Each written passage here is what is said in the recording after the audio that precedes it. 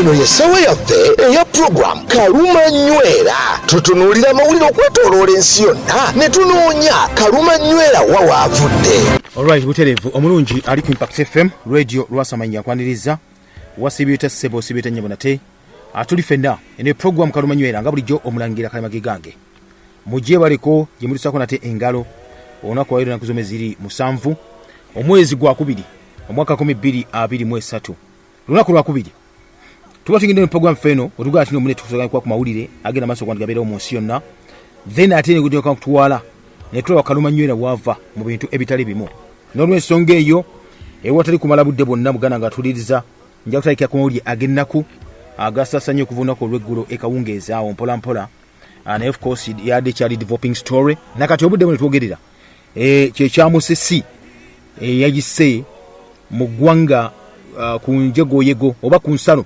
ez'amawanga abiri eggwanga erya Take n'eggwanga erya Syria. Bano abanywanyi bano twogerako mugana nga atuliriza baati bakisuubira bambi ne of course kyali kibaddeyo emyaka n'emyaka mingi nnyo mabega kubanga twogera mwaka gya 1939 amutenza ggulu w'essembo okuba nti ayita mu ggwanga lino erya Take natta abantu abasukka mu mitwalo 3. kakati nno olunaku olwaleero nga okuziikula ebitafaali ebifunfugu ebingi by'okulya abantu kukyagenda mu maaso wetwogerera abantu abakafa basusse 15,000 nga basusse 15,000 kubanga namba teri confirmed ne bagenda babalabamu nagandi basusse twanatwa namba nyinyi figa nyinyi kuba tena okumaliriza kuba nti bajjawo buli kimwe ekiriwo okulaba nti waba waliwo abantu bali wansi oba nedda kubanga jukira abantu badde mu mayumba gaabwe nga bawumuddeko enjega eno yagwiriddewo akati ekyewunyisa mugana nga atuliriza earthquake oba musisono kasayise wabadde wayiseewo essawa ntini nnyo nyini ddala nga omu asoose n'ayita ate abo wokubiri endamu n'ayita so kyabadde kibi nnyo nyini ddala nti n'abantu sometimes bayinza okuba basajja batu bakazi batu babadde badduka babeere nga basituka badduke bagire bati ate n'addamu n'ayita era omulala kakati nno olwadde olunaku lwa bbalaza essaawa zabadde nga ssaawa 10 zalinga ssaawa 10 eri mu ggwanga eribanafaano abatake ne mu Syria abantu of course nga bali abamu baali bava mu buliri bwabwe abalanga bakyaliyo mu buliri bwabwe kati bagenza okuwulira nate nga okuyuguuma okwenjawulo kutandise ababaga kwavudde ku sayidi eringa ya Lebanon oba Israel ne kujja okuyuguuma kutambula butyo mpola mpola bagenza okuwulira ebizimbe bitanse okuba nti bigwa era bannaffe bano abapima amaanyi ga Musisi magnitude kwatambulira bagenda yatambulire ku butundu 7 n'obutundu 8 ebitundu 7 n'ebitundu 8 kwatambulira okwo mugana wange ekyabadde bwe kitoko ssaawa zabadde 10 n'eddakiika 17 ez'okumakya ate nga depth kyabaddeko wegamba tino depth mu kukkirya wansi eze miles nga 11 awo okuyana ekibuga ekimanyiddwa nga ekya Gaziantep kano kyali kibi nnyo nnyini ddala bagambye epicenter oba ensibuko eya Musisi ono bwe yavudde kigamba nti yavudde nga mu kilometers nga 23 ezagezi maaso okuba nti asalako mu buvanjuba oba tawuni bwekitundu kimanyiddwa nga ekya Nudaji wali mu Take mu province egigambeko emanyiddwa nga eya Gaziantep ku buwanvu oba mu kukkirira okwa miles 14 n'obutundu 9 kusinza munaffe abanafaano abapima Musisi oyo wabayenkana wabavudde okuba nti munanga atuuka mu kaseera kano kennyini akati nno abantu abafudde gavumenti no baliyo basooka kati mu 15 naye nga ate emirambo bakyagenda mu maaso okuba nti bakyayiikuula ebifunfugu n'okugjayo emirambo egy'enjawulo ekibi ekyabaddewo nti nno kasita Musisi esooka nti ayita nayitawo essaawa ate entonotono ndamu n'ayita omulala so musawa nga musawa ng'emu yokka ne bafuna emirundi ng'ena then tufuna kiyuta aftershock eyo oba aftermath nti wabanza okuba ng'ayita mutenza ggulu oyo waliwo ebijja biddirira mpola mpola ebimalirayo ddala okuba nti musamaze okuba nti ayita muganda wange so bwekyo munnaffe bagende nti obedde kitwayedde essaawa nga 9 nga mulambirira okusinza munnange bwekyo kyabadde ku sayidi eyo naye abantu bano bafudde of course abasinga mungi abafudde nga badde mu kizimbe kya kalina, then abalala mu ggwanga kusaidia Syria ate wabaddeyo bano bannaffe abanoonyi b'obuddamu ba refugees bayitirivu nnyo. Syria eno ebadde nga bali mu ntalo, entalo zigenda mu maaso nakati bakyalwana. Kati nno abantu abasinga obungi ebizimbe babikubakuba dda, kaludde bibadde bya kitundutundu, bibadde bimpimpi, kale ate bambi badde bali awo webafunye ekibayita obuddamu, ate musiwo yazze n'abagoyagoya bonna era n'atta abantu bayitirivu nnyo nnyini ddala. Kale guno sigwe muli munango ogusoose mu ggwanga eno erimu eddwanga erya Turkey okuba nti mu ssayitawo, kubanga okusinziira ku otugenda mu geology that is eggwanga engeri gye lituddemu wano mu ggwanga erya Turkey bali bafuna nnyo kye bayita musisi ali active newankubadde nga of course ow'amaanyi bw'ati ate nagambye yasemba kubeera mu 1939 abantu emitwalo 3,300 webagenda maaso beera nga bafa. That is mu mambuka g'ekitundu ekimayiddwa nga province emayiddwa nga ezinkaani. Kakati no ate yakinajjukirwa mu 1999 era musisi yagenda nayita mu ggwanga lino ery'abannaffe bano abatake natta abantu omutwalo gwali mulamba mu 7. That is mu buvanjuba obw'ekiggwanga lino erimayiddwa nga erya Turkey. So earthquake ono oba museyise ku lunaku olwokusatu twali gavumenti ino yalinga kati ow'amaanyi bukyanga luli 39 abeera ng'ayita kode maze okuba nti kati asukka ate namba y'abantu abagenda okubanza bakola ki bafiira mu njege eno yaliwo. Kakati nitwogerera magnitude kweyitidde mu myaka egyo 25 egiyise kibadde kibangawo okuba nti munange kibeera bwe kityo mu 99 bukyanga lubanga lwa Mindi mu mbeera bwetyo. So gavumenti ino Turkey lyemu ku ggwanga kisobola okuba nti lifuna kye tuyita musisi ono, naye olw'ensonga nti nno weeriri oba weeritudde ku ggwanga eryo ebya ddala wawo kye tuyita seismic activities, nti cracks oba enjatika bwe zibeera mu ttaka waliwo amaanyi agayita mu ttaka eyo nga tremors, waliwo ebintu ebiyita mu ttaka volcanic actions, waba okuyuguma konna oyinza okuba ng'ojja kuwulira munnange ojja kuwulira ng'ojja okufuusoka owulire kajuta earthquake eyo lwaki abeerawo ensi neyuguma olw'ensonga nti no balina ezimu ku ezo enjatika esinga obunene mu nsi yonna. Kakati zino after shocks zino nga zimaze okuba nayo zijja kubanga ekintu kyonna bakiyugumya ekyekiguma ekiyitawo bwe kiti then ate mwabasigadde muwulira nyo okuyuguma okutonotono ekutwa kugenda mu maaso. Akati kisooka kyonna okuba nti omanya muganda nga tuliriza bannaffe bano waliwo kye tuyita Katonda nga atona ensi eno yayitako kye biyita plates, enjazi kwe tutudde, ensi kwe tutudde kubanga wansi nga mazzi. Kakati ensi yaffe ng'eseeya ya mpolampola plates ez'enjawulo olumu kivuga nti bagana okugamba nti okusinza ku byafaayo zaali zeegasse ne zigenda nga zeeyawula, buli continent nekwata ekkubo lyayo mpolampola naye nga kitwala emyaka n'emyaka okuba nti amunisa okuba nti ziseeyeeya oba nga zitambula. Akati Turkey wamu ne Syria bali wansi nga Africa no etuli mu gundi yaffe emanyiddwa nga African plate. Ne bannaffe bano balina kituyita tectonical setting yaabwe, plate yaabwe yetwogerako emanyiddwa nga Anatolian. Akati boba nga plate gibaliko egyo kuba tudde balina fault oba balina olwatika lumanyiddwa nga North Anatolian fault olwo era nga lugatta wamu n'olumanyiddwa nga East Anatolian fault. So enjatika bbiri ezo bwe zeegatta waba okuyuguma konna bwe kuki mumusooka wali mukufunamu oba bawo kye bayita tremor ng'eyiseemu mufuna musisi mukifiiringa nnyo kubanga olwatika olwo luba lubaze okuba nti lukola ki luleeta amaanyi okukankana kuba kw'amaanyi nnyo ddala. So banaffe okola tino munange bagenza nasomera nga bakola ki babonaabona mu mbeera bw'etyo. Wano waffe of course getuliffe tulina kiyita African plate eyaffe wano of course yetuliko esplitinga Somalia nejja ku Nubia ne bwetyo tenikono protes bwetyo ne Kiria bwetyo wansi eno, naye eyaffe entono nnyo tya kubanga eyubukamukko okujjako mwaka gwano gwali gwakumeka ye bwe twafuna oluguudo oluva e Nairobi okudda e Narok wejjamu olwatika olw'ensonga technical plate eyo gye tuliko eyaffe eya Nubia n'eya Somalia eraza okuba nayo okola ki twafunayo ka mu ssaawa katonotono bwe katyo. So ekibya tremors oluusi bibeera bisolosolo ebibeera wansi nga biyita mu ttaka eyo tufuna okuyuguma oluusi bonna abatraining bakozesa bomu ez'enjawulo naleeta okuyuguma mu ttaka ate ne musisi gwe bakola obukozi.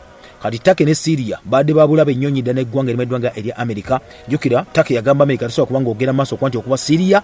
Akati katulinde tulabe bwebanga musiba bakoze mukole wabayo kye bayita trail ez'amasannyalaze ezibeerawo ne muziraba oba tebakoze mukole era tebajja kuvayo ku reactinga ku nsonga bw'ekyo. Omayiwo kampani kati emayiddwanga ya HAP ey'abasirikale bakola musisi ne bamusindika n'asooka agoyaagoya ensi yonna oba ekibuga kyonna.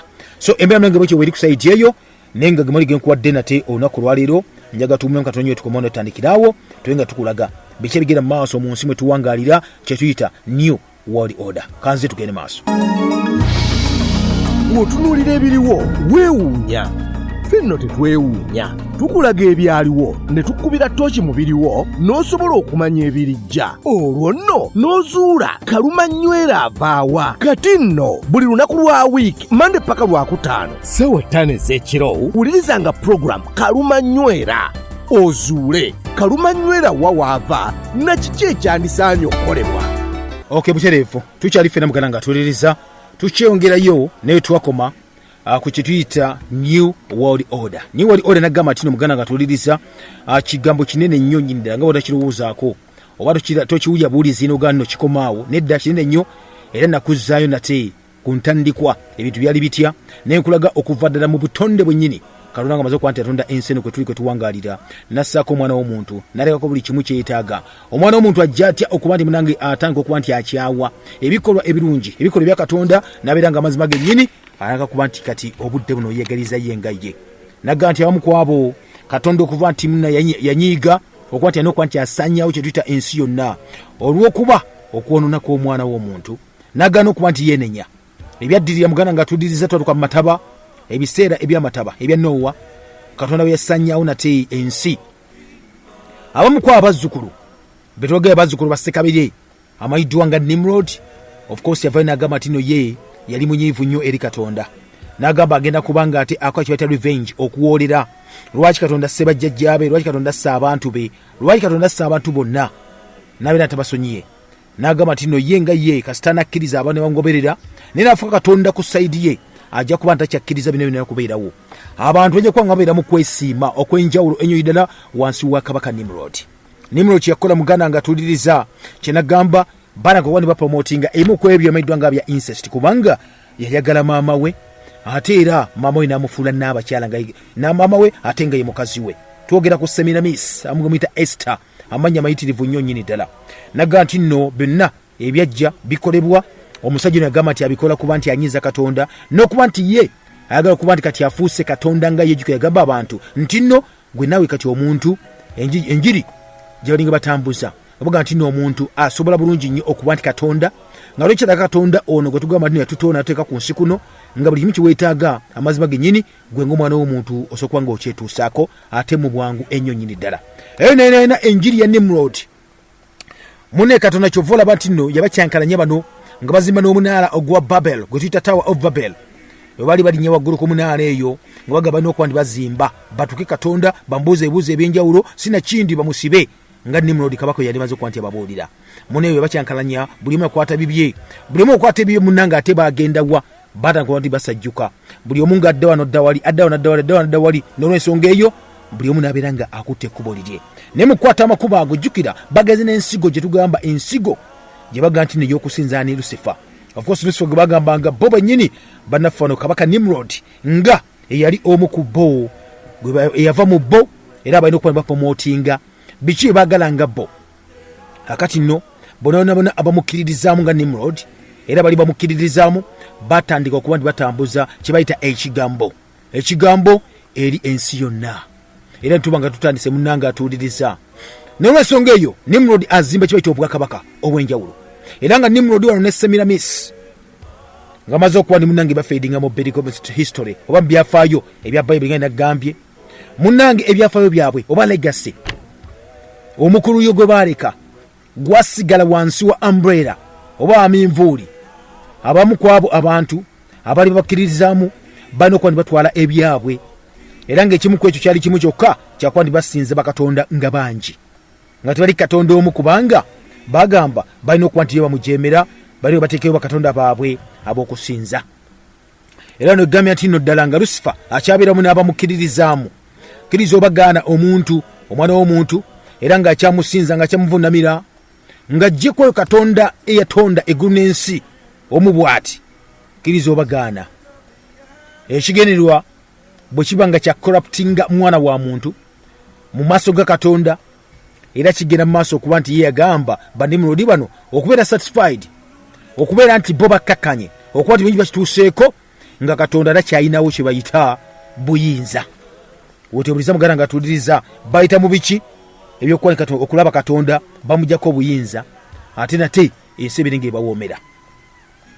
Olunaku lwaleero tulina amadiini mayitirivu nnyo nnyini ddala naye nga gonna geesigamye ku bibegabega oba galina emirandira wansi wa Nimrod, wansi wa Lucifer, era nga basinga obungi ennyo bobiyita ba Freemasons. Omuntu gw'otalowooleza, omuntu eyeroza yekka nga tali ku ndowooza gy'oganda Katonda yagambye bw'ati, Katonda agenda okole bw'oti, nedda alina kye bayita free will. So ba Freemasons bano bagamba nti no bategeera nga bagenda waggulu paka ku ddala oba digiri eya 33 degrees 33 balina mpozi n'okweyongerayo mpola mpola. Lwakwanda ekyewunyisa omanyi nti omuntu oba degrees obutuba tusoma degrees ziri 36 kati bono balinako 33 balowooza ne basinza Katonda okutegeera nti bali all year round naye ate situjukira nga wedege degrees ziri 36 bo balinako 33 omuntu abalira waggulu wali z'abalina nga Freemason. Kakati mugana wange baga nti ntibalina okuba ne bayitamu kyekyo nti no bakuteekamu go n'ofuuka Freemason ne bakuyingiza mu secret society zaabwe, then n'obeera nga amazima gennyini obeera mu community zaabwe no spreading ekigambo kyabwe kye baagala okuba kitambula nga kiri against Katonda. Era kibakola kyali kimu kyokka bagamba nti no omuntu gakuba ti omukontolinga, omuntu ng'omukwata okugoberera obulungi ennyo indala olina okuba nti oyita mu bintu ebyenjawulo ebyateekebwawo obuteekebwa nga eddiini. Abantu abaddukanye ensi eno kwe tuwangaalira planet earth oba planet nabulamu kwe tuli eno sengendo nabulamu amazima gennyini abasinga obungi ennyo naddala abakulembeze ba leaders abalwaninga planet kwe tuli ono bonna abasinga obungi tebakkiriza mu Katonda. Nkiddamu abasinga obungi tebakkiririza mu Katonda. Oyo abayita ba elites bennaga abalwaninga ensi eno kwe tuli jjukira nti nno ensi eno kwe tuli ebitundu nga 8 ku 10 biddukanyizibwa ebitundu just 2 byokka ku 10 eby'abasajja n'abakazi bano abaga nti bo balowooleza abantu abayita ba elites. Kati nno bano ba Freemasons balina nabo nga otugamba nti nno abajulizi oba abajulirwa oba abagoberezi ba Yesu bana ba prophets bannabbi ab'enjawulo bo nga bo batambula nabo era nga bavayo mu lwatu nabaga nti nno batambuza enjiri eyaabwe nga yo bagitegeera. Tulina nga gutumanyi Albert Pike, tulina Helena Blavatsky, tulina Iris Baire, tulina Manly Pohol. Bano bonna munnanga abasinga obungi ennyo bakkiriza nti bo bakkiriza bagoberera Lucifer. Era kibaliko kiri kimu kyokka kyagoberera nsonga eri ey'okuba nti no bo ba Freemasons balina degrees 33 n'ogenda waggulu bagano balina okuba nti bo bagoberera mu kye bayita oba kiyita ba torch bearers abakuma omumuli ogwa Kabaka Nimrod okuba nti nno bagenda mu maaso bapromotinga enjiri gyegenda maaso okuba nti aleeta. Naye nkwade bino byenjogera mugana nga tuliza tebijja kubanga obisanga mu masomero, abaana tojja bisaba babasomesezza mu masomero ag'enjawulo, naye abantu abagoberera era ne bassa enkola mu pulaani eno munne ebyo bali mu buyinza. Lwaki kyogera kino? Bennyini abo tugata bali mu buyinza bali ruthless, tebalina kisa n'akamu n'akeddagala, bakola ebikolwa byetugaa biri ebya sitaani, bakanywa musaayi, abatakulowooleza, abatakusonyiwa, ebikola byabwe naye bassa obusite bati bassa bikolwa byakko. Yensonga kimunanga tuliza owulira societies esinga obungi, empires obwakabaka obusinga obungi ennyo bwagwa olw'ensonga nti bwafuuka evil. Lwaki bwafuuka evil? Bafuuka bakanywa musaayi nga n'ebigendererwa ebisinga obungi ebibakola amazima genyi tebiweesa Katonda bikitiibwa. Era nga bw'otasa okubanga oddayo n'otunya facts ez'enjawulo n'olaba the entire western civilization, obugunjufu bwonna bwe tulaba obuva mu basajja lwa kyerupe betuyita western, bulina foundation oba bulina ensibuko yaabwo amazima gennyini butambulira wansi wa Nimrod, butambulira wansi wa Lucifer. Lwaki njogera bino? Kubanga walaba kibeta great civilization mu byafaayo byonna ebyeddala bo kye bapromotinga kiri kimu, bakatonda bangi tebali nga civilization gye tugamba nti nno eyaffe gye tutambuliramu eya Africa oba ey'omwana ow'omuddugavu yatandika okuba nti etandika mpola mpola bo bagamba nti batambulira mu kintu kimu kyokka, bakkiririza si mu Katonda omu, nedda bakkiriza mu bantu bakatonda bayitirivu nnyo nnyini ddala. Ensonga kibagamba nti nno bo enzikiriza gye bakkirizaamu eya Nimrod eyo gyagamba nti nno Katonda balina okuba Katonda ab'enjawulo, nga naye yennyini nga yekabwejjumbira, abalala ne bamugoberera mpola mpola nga basobola okuba nti bakola ebintu byakola. Kakati nno omuganda nga tuliriza bino byonna nga bigenda mu maaso, ebyasa bitasobola okuba nti biyitawo, era bannafano kye bakola bateekawo obwakabaka obw'enjawulo, ne balekawo empires ez'enjawulo, ne bananga okuba batraininga generations ez'enjawulo. Era ng'ekikulu kiri nti nno balina okuba ng'ebigendera byabwe okuuma kye bayita creation, ebitonde bya Mukama Katonda byateekawo, babe crushinga, babyokya, okulaba nti nno bo bateekawo enkola egy'okuba nti ebanguyira. Era bagamba nti nno gwe kasobola tubakkiririzaamu bajja kusikiriza oba kuwaliza lwampaka, bw'onoogaana nga balekawo kye bayita police state. Ba implementing ekyo bayita police state, nti tojjaku oba nagamba nti munnange olina okukkiriza gundi n'ogaana, amateeka gagenda kukolako agaabwe, bajja kusiba bakuwaliza okukola kyotalina okuba nti okola wansi, baza okuba nti bakusiba ng'ofuuse muddo. Kakati muganda wange atuwuliriza, bw'onyogera ku nsi ezigenda maaso okuba zitwala ensi eno kwe tuli, zonna eziyita zikirimaanyi, bw'ozitunuulira n'ozeekennenya bulungi nnyo, zaava ku kiyita Katonda. Bo bagamba nti balina amaanyi agaabwe agasinga aga Katonda. Tubabuulira mbwe Katonda ali omu, nedda ssebo nedda nnyabo, bamanyi Katonda bayitirivu nnyo nnyini ddala. Era baga kasita obeera nga ekikulembera ewaabwe kiri kimu kyokka, amaanyi ge bayita ag'omukono, mukono.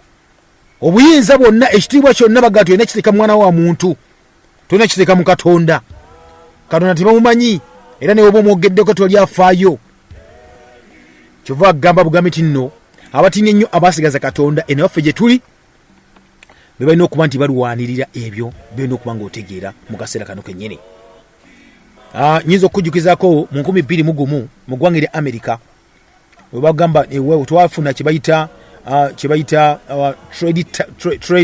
World Trade Center, we bagamba nti abatujju aba Al-Qaeda abakulembeddaamu omusajja amanyiddwa nga Osama bin Laden, nti baalumba ng'ennaku z'omwezi zaali 11 omwezi ogw'omwenda 911, ne batomeza mbu ennyonyi Twin Towers ezo. Ojjukira ekyaliwo, oba tokijjukira nja kikubuulira, nja kikujjukiza, naye tunagenda mu maaso eyo olabe ebikolwa ebimu byojja okuba ng'olaba ebibeera ebipulaninge. Akati mu Twin Towers bakuba bomu ezo, ekyaddirira jjukira Amerika bonna bali bagambye tebagenda kukkiriza, bali banza okuba bateekawo etteeka mu parliament nga baproposinze proposal kitegeeza tuleeta etteeka abantu baliteeseeko, oli baddungi baliyise. Baali baleese etteeka ery'okuba nti baagala kulondoola buli muntu atambula mu ggwanga erya Amerika, ng'oyingira bakulaba, neofuluma bakulaba, wotambula yona bakulaba, amasimu nga bagatapinga, essimu gy'okubye oba gye bakubidde nga bagiwuliriza. Baga okudieta etteeka ne baligaana oddiisa abaka ba parliament wamu n'abantu ab'enjawulo mu states ez'enjawulo. Akati ekyewunyisa kyega implementation ya police state okuba tokyalina kyakkola, wabula nti kati state omwana omuntu yalina okuba nti akusalayo kyolina okuba nti osalawo, bwe kiwe kyatandika. Bamala okukuba kye bayita Twin Towers 911, bamaze okuba ebizimbe ebyo, ekyaddirira eggwanga erya Amerika lyateeka amaanyi mu kye bayita Homeland Security, era ne bayisa etteeka yino nga presidential order oba decree, nayisa kye bayita Patriotic Act n'olunaku lwaleero weeri nga yali etya nti kati bakkirizibwa okubega nga tobadde lukusa, ne bakubega ne bakulondoola, naso okuba nti munaye bakugira obeera kyebita police state. Kati obudde buno oba tokyalina mirembe wadde n'akamu n'akeddagala, wabula ng'ogendyeko bye bagamba okuba nti okola, era wooganya bwoti nga bakunona, wooganya okussa mu nkola ebyabwe nga bakunona, bw'ovumirira bye bakola ebyekisitaani nga bakunona. So Patriotic Act ne baliyisa okuwagala ensi mu buwaze, nga bana bateekamu ab'ebyokwerinda bagenda maaso. Kane wakwadde nga empire tuzzeyo naye nga empire z'abasajja bano munnaffe bapromotinga era bagenda maaso okuba bazitemaatema. So plani zaabwe ez'enjawulo bakuba nti bano bazitwala bagaa tino kati bwatuba tulina kita empire eno esooka then mu kyasa ekinaddako kikinaaba kitya. So kye baakola bagenda baggulawo obwakabaka obw'enjawulo mu bitundu eby'enjawulo era bateekayo abantu ab'enjawulo n'abafuula bakatonda balulinge over empires ezo bakoraptinga system yonna era society ne bagitwala buli we bajja wonna bamakinga sure nti mwe basanzeewo babajemesa katonda omu bw'ati nobeera nga kkiriza obagaana olina kuba ng'okkiriza muki mu bo ng'abaana b'abantu. Era empires esinga obungi zibatandisa okuba ndi bateekawo nga toli kubuuza kwonna amazima gennyini obwakabaka bazimba bateekawo bwetoloolera ku kye bayita pagan oba pantheistic worship. Era bino bino byetwogerako muganda nga tuwuliriza biva ku musajja amayiddwa nga Nimrod eyagamba alina plan gy'alina okuba nti munange ateekawo abantu babiri nga bamugoberera naye bamugoberera. Kakati nno bino bino byetwogerako kyovulaba obulogo obusezi byonna byesigamizibwa ku ki okulagula byesigamizibwa ku ki ku musajja byeteekawo nagamba nti nno ke kaseera mbeere nga muvudde katonda mbeere nga muli ku ye. Nagamba nti abamu ku abo beera nga okuba nti munange bateekawo okuba nti bapromotinga ebintu bino mu nsi yonna nakati ojja kuyatwalawo n'eddiini of course ezaggulwawo mu nsi zonna mu Uganda nga mweziri muno naye nga bo tebakkiriza mu Bible bagira bakifuula nnenge bagobera enkola eri emayiddwa nga eya Nimrod. Structures bateekawo eza paganism bateekawo structure zaabwe ezimayiddwa nga eza Martinism eza Wicca Druids cannibalism oba cannibalism bana kibayitanga theosophy bano bagaa tino philosophies ez'enjawulo zimaintaininga nti amagezi aga Katonda gasobola okuba nti gafunibwa mu ngeri kibayita spiritual ecstasy. Nti osobola okufuna amagezi ga Katonda gonna era bino ababikkiririzamu bati abagenda ku mukolo bwe gutyo ogwa Nimrod kuba nti Nimrod yali nga ali mu advocatingira for this yali founder oba eyatandikawo omugendo ogwa Theosophical Society ogwa Helena Blavatsky wamu ne Henry Steele Olcott banaka omugendo guno mwaka gwa 1875 naga nti nno bano bagamba nti nno kati omuntu yenna osobola okufuna amagezi ga Katonda ngozaawo ne bakukyamuukiriza nofuna amagezi ga Katonda nobeera nga ofuuse Katonda. Nakubuddeko okuteema oba Theuma oyinza omuyita Theuma eddiini eyo gyebatandika yo baga nti nno yeesigamizibwa ku kyebayita philosophical law era bagamba kiri kimu kyokka eddiini eyo oba organization yabwe gyebatandika eya Theuma agamba nti do what thou wilt shall be the whole of the law. Era bagamba nti nno okwagala lyetteeka love is the law love under will. Etteeka lino erya Theuma balikola mu myaka gya 1900 awo era nga yagikola okuba nti agiteeka mu nkola amateeka gano abantu batambulira bamuyitanga Alistair Crowell. Alistair Crowell of course yali magnician, ceremonial magnician bana abalaguzi abafuusa ku mikolo egy'enjawulo era ono yakkiriza nti nno ye nga ye yali prophet owa kibayita new age gye bagamba nga eya Horus era agamba nti nno ng'agoberera ku kibayita spiritual experience eya Nimrod ebikibi yasabanga byonna ye wamu ne mukazi we amayiddwa nga Rose Edith bakkiriza mu ebyo byaliwo nga Nimrod azaalibwa Nimrod ng'afa n'omwana gwe bagaago yazaalibwa Nimrod amaze okuba nti afa gwe bamukkiririzaamu nnyo nnyini ddala. Era muganda nga tuliriza babatambulira ku kibayita ekitabo kyabwe kiyimiddwa nga the book of the law batambulira ne batambulira principles zaabwe eza Theuma era babakkirizamu bonna mu nsi bawangaala ebya ddala era mwebali bulungi nnyo era balina kye bayita emigendo gyabwe primarily batu yabaga no obusatu bwe developing oba adaptinga okuva mu ancient Egyptian religion. Era bagamba tino ekitabo kyabwe kyaita Book of Law batu ebintu bya mirundi esatu. Ekisooka obusatu batambulyako Nuit, Hadith wamu ne Ra Hu Akwit. Era Crowell ye bagamba tino enzikiriza yabwe nje bagikiririzaamu. Abamu kwa begamba nina bekutula balaso okuwandika kati balanda batya okuba nti enjiri eya Nimrod kabaka etambula mu nsi yonna nga bagitegeera bulungi nnyo ddala. Baga nti yo mu ntandikwa batunye kibayita Eon of Horus eyagamba nti nno kati do what thou wilt shall be the whole of the law, nti kola gwe kyoyagala following oba goberera ekkubo lyo mu bulamu. Era nga bagamba nti kiba kiyita true will kyokkiririzaamu kyoba okkiririzaamu. Era Thelma bw'osadde mu luzungu ne mu Lungereza ekigambo ekyo kiva mu bannaffe mu Bagreek. Thelma kiva mu Greek bakitegeeza will okwagala kw'omuntu oba okwagala kw'omuntu ekiwanga okwagala kw'omuntu nga vabu bwekyo oba okwagala oba to wish bwekityo. Kati Crowell yayimirira ku nadevelopinga eddiini ye era nawandiika ku topiki zino nga producinga ebitabo ebyenjawulo ennyonyi ddala ebinaba bisomebwa abantu ab'enjawulo. Era alina kiyitadde Holy Books of Thelma. Era wano mu bitabo bye bantu basoma mu ddiini gye basoma nnyini eya philosophical law erimu akomekeza agamba nti occultism obulaguzi obulogo yoga samu kibaita waliwo kibaita kabala byonna nga bisoma gadino byonna bya makulu. Nzukira wano mu ggwanga lyattu erya Uganda kigandi n'ebintu ne byatandika ddala ne bitambula. Otwali tugamba waliwo kampani ezimu ezaali ziyigiza abantu ezaali recruitment okuwandika abaana abato obayingiza mu bisiyaga. Zajjanga zaagala nti zitunulira abantu ziga nti gundi bani abaana abangu ennyo okuyingiza mu mize gino batunuliranga abavubuka ab'enjawulo. Era mu biseera ebyo I think something like over 5 years ago batandika ekintu ekimanyiddwa nga ambition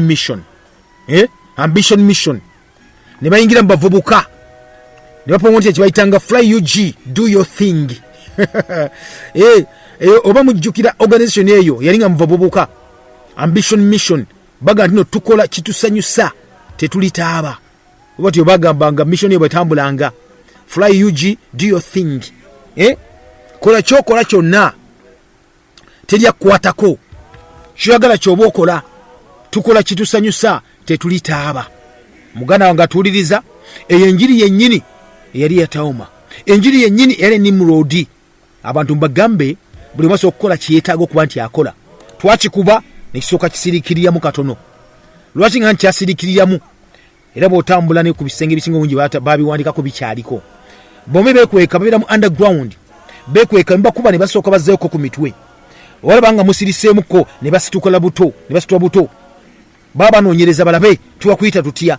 Kati abavubuka ab'omulembe ogwo abasinga obungi ennyo abamu bali recruited mu bisiyaga ebyaddala neyo kibayita ambition mission mbweze kuyamba abavubuka kubajja mu bwavu mu kubawa ddembe lyabwe bateekamu ssente babutambuza mu conferences ez'enjawulo ne basiyagira eyo ne bali recruiting abasinga obungi ennyo. Era abayimbi abamu abasinga obungi ennyo baali wano ne bakola ne projects ez'enjawulo batadde ssente mu bantu wano mu ggwanga lyaffe erya Uganda. Amazima gennyini bangi nnyo abayimbi bali recruiting abaana abali mu bisayaga. Kati abamu badduka kati balina bweru kubanga ne Uganda munenge ekintu kyagejja twakikuba ne tukibatamya ne badduka ebisayaga birira bweru eyo naye abakyali recruiting abantu gambe kati bali underground bantu okuba ne basitulayo nate omutwe nga beerimbise nate mu kibiina ekirala. Kati ebigendo ebyo nabena muganda nga atuuliriza byali bimu okuba nti n'omugobereraani Luciferianism.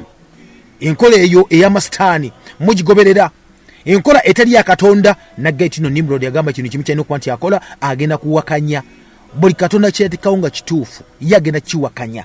Bw'oba nga ateekawo amateeka 10 ebyaddala agenda gafuula kifuula nnenge. Such that nti abantu balina kibayita direct opposition to the direction of the Most High God. So ebinebena nga bagamba Katonda kyeteekawo bo balina okuba ndi bakiwakanya kkiriza obagaana.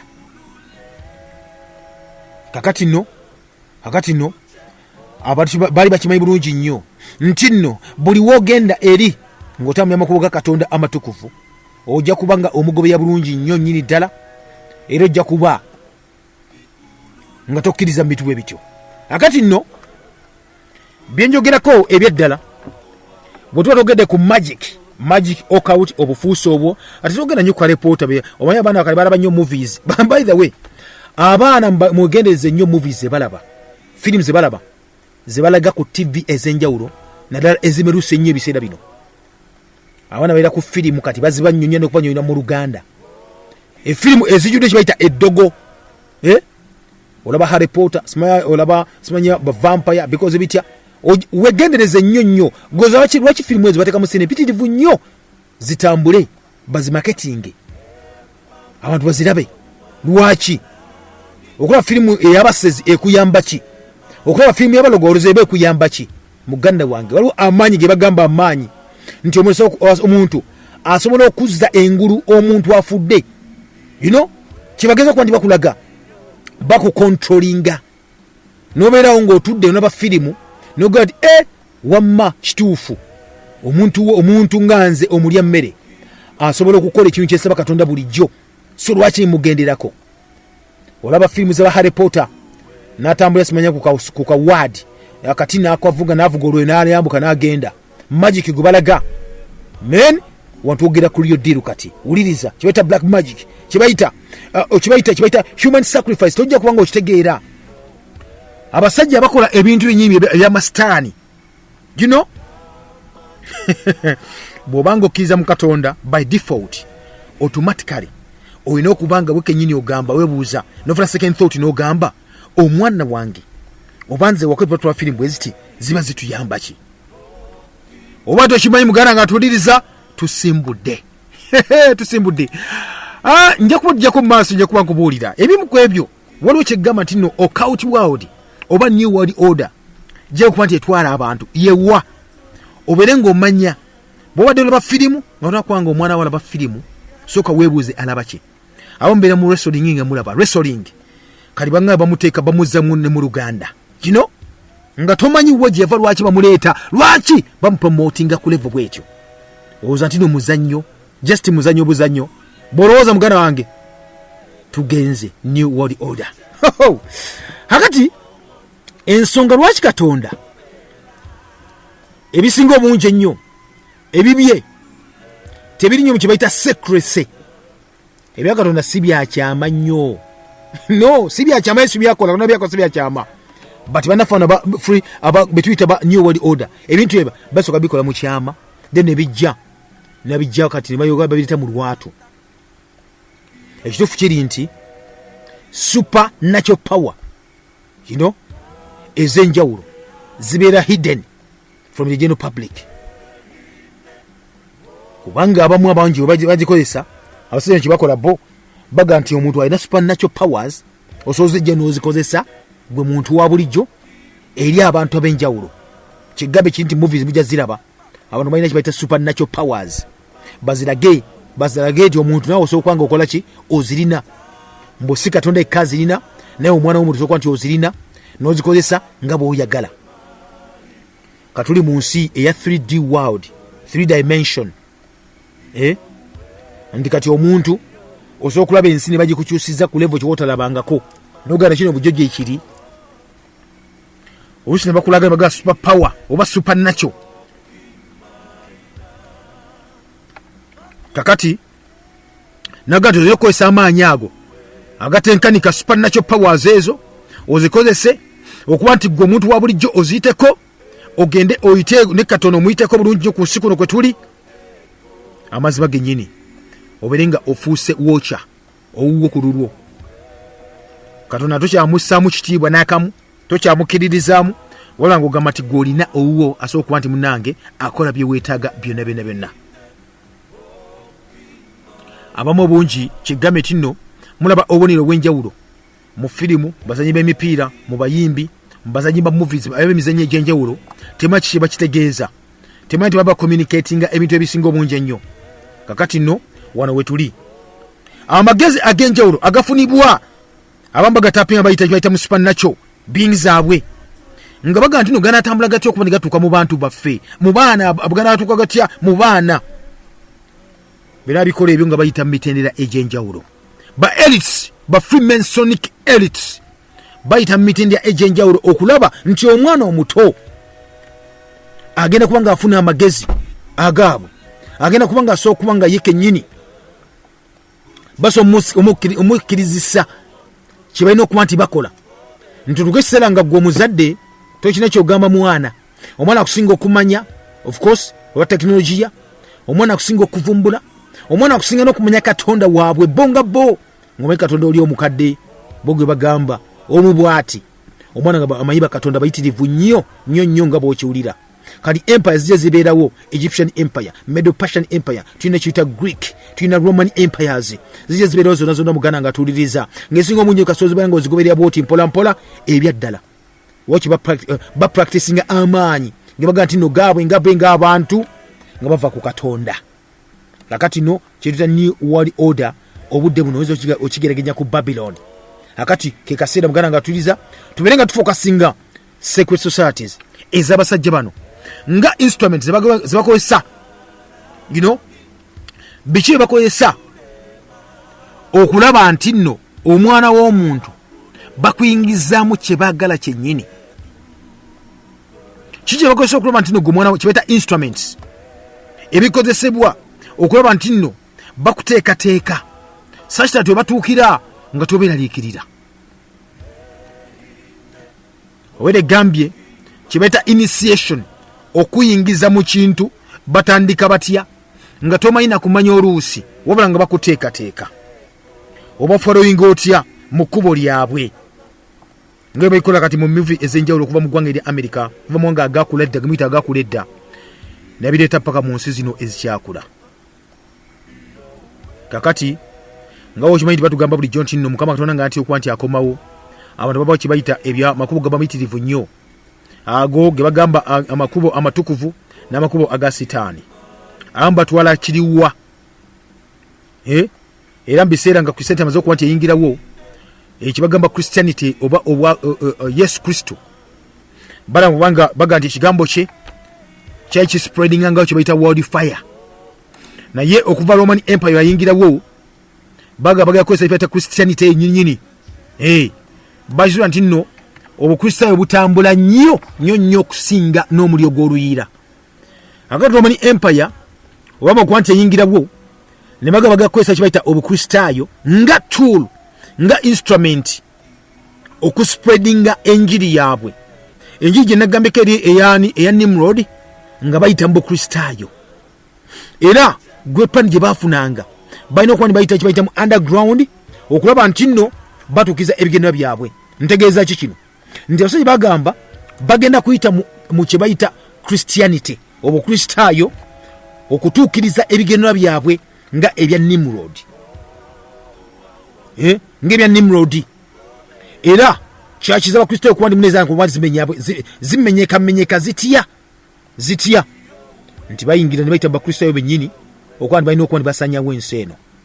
Kati Manne Paul gwe nagambye omusajja Freemason ono prophet mu kitabo kye yagamba kibayita The Secret Destiny of America.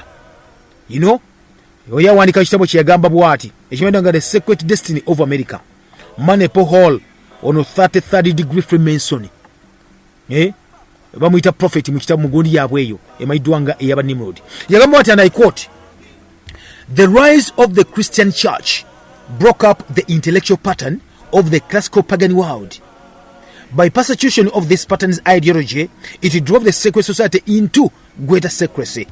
The pagan intellectuals then reclothed their original ideas in the garment of Christian phraseology, but bestowed the keys of the symbolism only upon those duly initiated and bound to secrecy by their vows."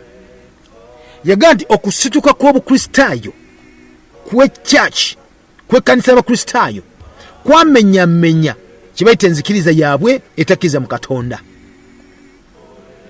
Ne bagamba nti n'enkola yaabwe eyali ennekusiku ennyo nnyini ddala yalaba nti esaanawo. Abaasoma ba intellectuals abayita ba pagans abatekiza mu Katonda kwe kuvayo ne idea ez'enjawulo nti bambale ekyambalo ky'obukristaayo kibafuukire ekisumuzo kyabwe ekyokuba nti basobola okuba nti baddamu okulikrutinga nga bayita mu kyama bakuba ebirayiro basobola okuba nti bapromotinga enjiri yaabwe eya Kabaka Nimrod. So bwatyo bagamba omusajja namanyiddwa nga Mane Pohol 33rd degree Freemason era prophet mu kitabo kye kimanyiddwa nga The Sacred Destiny of America.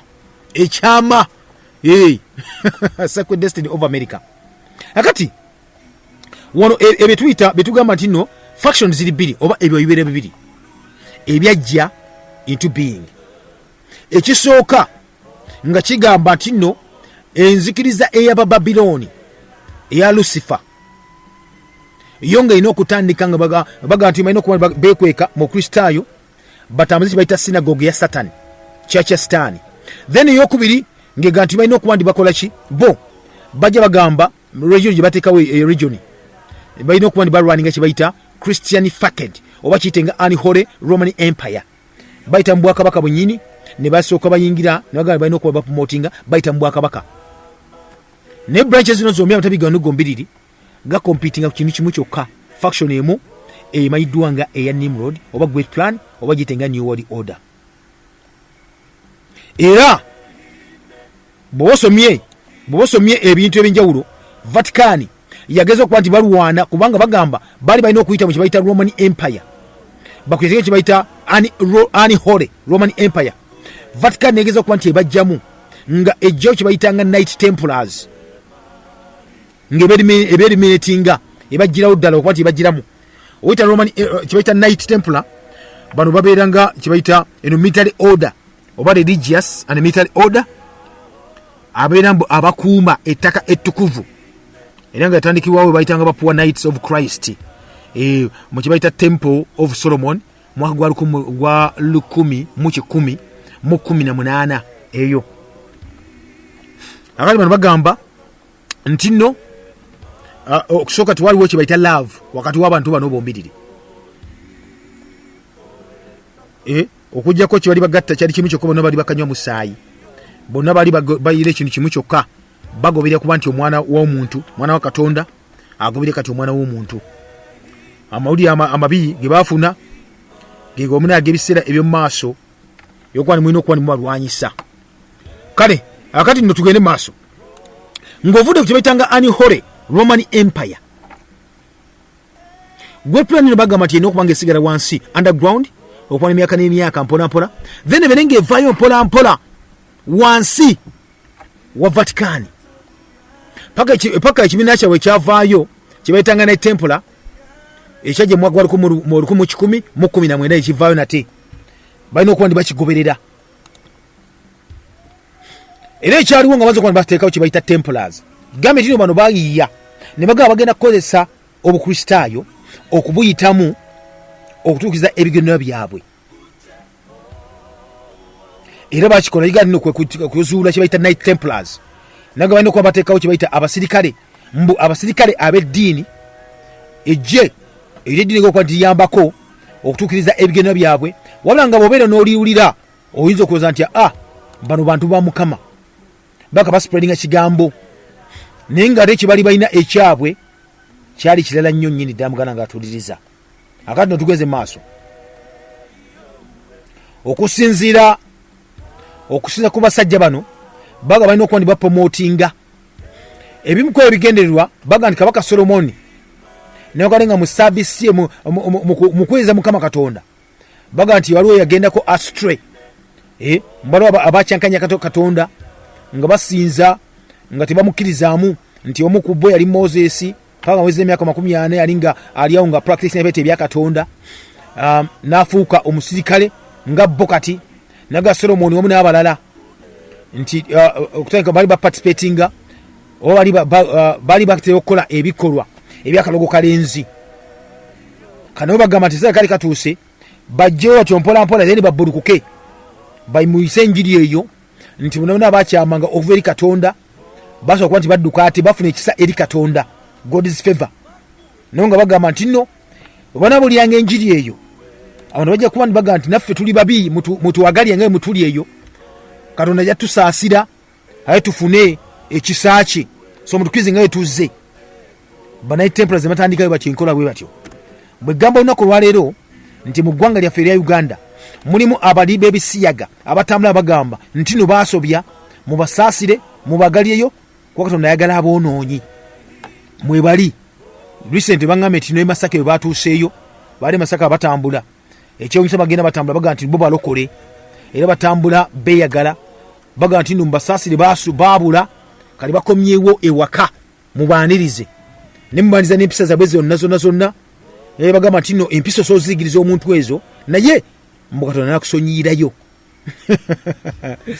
Akati no bwatyo bagamba ne bagenda bakootinga ebintu ebyenjawulo ebibi byokka ebyakolebwa basajja abamanyi mu Bible, Moses, Solomon, ne bagamba nti no bano basooka okuba ba Freemasons abakabi nti era bakkirizanga nnyo mu Nimrod, so bagamba nti nabo mubasaasire nabo batambule nabo, era bagamba nno Katonda waabwe Nimrod bw'alikomawo okubanga afuga eggwanga ensi eno kwe tuli ajja kuba nti tabaleka, ajja kuba nti agaya nabo.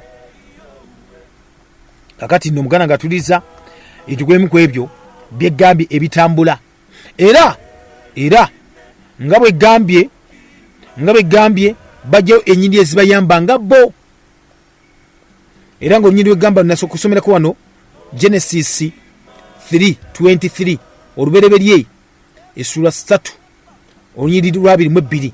Behold, the man has become like one of us, knowing good and evil, and now he might stretch out his hand and take also from the tree of life and eat and live forever. Byasubizanga abantu bamugana ng'atuuliriza era aga nti no kyegamba nti no large percentage oba ogutuntundu ogw'enjawulo ogw'abanafaano abamasitaani bavaayo nga bagamba nti no enzikiriza yaabwe n'okkiriza kwabwe kwonna kwesigamizibwa kwebyo baasomanga awo. Nagamba nti omuntu olina obuyinza okufuuka gwe nga Katonda, nosobola nti naawe obeerawo singa onoolya ku kibala ekyo eky'omuti ogw'obulamu. Kakati nno kyobati bagamba no the poor fellow soldiers of Christ ne ba Temple of Solomon bayitanga ba Knight Templars abatandikawo nga Christian Military Organization mwaka gwa 1919 batandika ne ba Knights abali Abafalansa bali 9 ng'ekigendera kyabwe kyali kimu kyokka kyakuba ndi batandise ekyo batandise batya bagenda kuba bataddewo kye bayita ejje eri abakristaayo erigenda okuyambako kye bayita abo bonna bagenda kye bayita pilgrimages oba pilgrims bwe bagenda kulambula ebifo ebyenjawulo holy sites mu Jerusalem n'ebifo ebyenjawulo balina okuba ndi bakugoberera nga bakuwerekera mu kuwerekera bagenda bakuba enjiri ey'enjawulo naga batandikira awo mpola mpola nga beekwese mu linnya ery'abakristaayo bakuwa obukuumi nga ng'obasaswa akaseera katono nnyo wabula nga waje bakuvuga bagenda kye bayitanga okulambula ebitundu byaga ntino byalinga hole. Either way Knight Templars bano bagambanga nti balina kye bayitanga supernatural powers, basobola okumanya ebigenda mu maaso, basobola okupredictinga biki ebinaabeerawo naye nga toyita wano bo nga bakugoberera bakuwerekera nobabanga obakkiririzaamu mpola mpola. Era mugana wange bali twogerako Knight Templars batandika mpola mpola era bali officially endorsed ne Vatican mwaka gwa 1929 era bano bafuukanga abantu abamanyi ennyo nnyini ddala ne bakkirizibwa mu Roman Empire waso Vatican ne bakkirizwa okuba nti bagenda kuba nti abamu ku abo abanaakuuma abantu abamanyi mu bwakabaka wa Vatican. Mark the word Knight Templars bavamu batya abasirikale abuluusi abamu mu njogera ennyangu muga nti abasirikale ba paapa. Era mugana ng'otuliza mukuba ne batambula sente piti vinyane kuba nti zijja mu nvubo oba mu nsi yaabwe batandika okugamba nti balina okuba bamanaginga kye bayita large economic infrastructure okwetola Bulaaya yonna. Era mugana wange bano be tuyita ba Knight Templars maze kwandi bamaze kwesiga ekifaananyi ekyo obudde ne twogerera be bamu ku babirugamba no bali credited mu kuteeka kye bayita the first international banking cartel kye bayita modern system banking system olunaku lwaleero yava ku basajja bano nga bagitaddewo batya tujja kuba tubira byonna byonna mu maaso gitunatambula era bano munnanga atuwuliriza ba Knights Templars bava ne bagamba nti nno omwana w'omuntu tugenda kuba tumukontrolinga tutya tunaba tumukontrolinga tutya ne bagamba kiri kuba kiri kimu kyokka twefuule nti nno ffe tugenda kuba nga tukkiririza tuli bakristaayo abasirikale abagenda kuba tumuwerekertekawo enkola tumanyi biki bigenda kuba nti bibeerawo tukozesa amanyi gaffe ag'enjawulo supernatural powers nga tupredictinga ebigenda kuba nti bibeerawo mu maaso eyo tuwerekere abantu abagenda okulambula mu bifo bituyita ebitukuvu mu kubalambula tujja basikirizanga mu kubalambulanga tujja ba initiatinganga tujja babuuliranga enjiri eya Nimrod n'obeeremu ebinga bagikkiriza muganda ng'atuwuliriza tutandika kituta ba new oba ba Knight Templars batandika kikyo batandika bano betwogerako muganda ng'atuwuliriza gambye baleka kyebiyita modern banking system enaku lwaleero edda bagitanga banking cartels etya era bapromolinga batya enjiri yaabwe bagisukulumya batya ng'omuganda ng'atuwuliriza aliko Impact FM radio Samayinja takirawo nate olunaku naddako nga bulijjo program kalumanywera ebinyuma biggwa byokya nga bulijjo omulangira Kalema gange mubeere bulungi mweraba tugimaliriza programu yaffe ndowooza naawe otegedde kalumanywera wawaava tusinkane nate